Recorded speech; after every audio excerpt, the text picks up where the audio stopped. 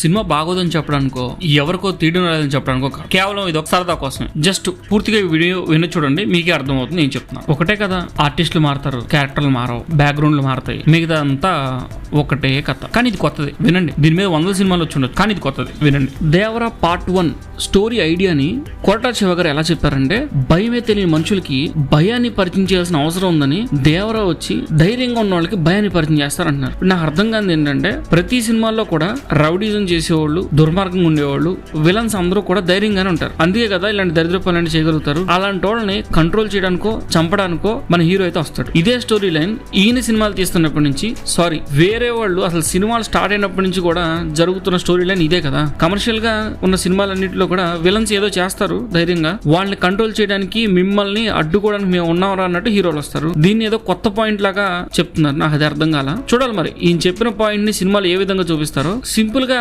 కొరటాల శివ గారు మాటల మాంత్రికులుగా మారి ఏదో ఇటుదట్టు అటు వేసి స్టోరీని ఏదో ఓకే చేయించినట్టు నాకు అనిపించింది. మీకు ఇలా కనిపిస్తే కింద కామెంట్ సెక్షన్ తెలియచేయండి. అలాగే మన ఛానల్ సబ్స్క్రైబ్ చేసుకోవడం మర్చిపోకండి, వీడియో లైక్ చేయండి. కొరటాల శివ గారు కామన్ గా సినిమాల్లో ఉండే పాయింట్స్ అన్నింటినీ కూడా వివరిస్తూ ఎప్పుడో ఒక వీడియో చేసా. ఆ వీడియో అయితే మీకు డిస్క్రిప్షన్ లో ఇస్తా. ఖచ్చితంగా ఆ వీడియో చూస్తే మీకు నేనేం చెప్తున్నా అర్థం అవుతుంది. డీటెయిల్డ్గా ఉండిద్ది.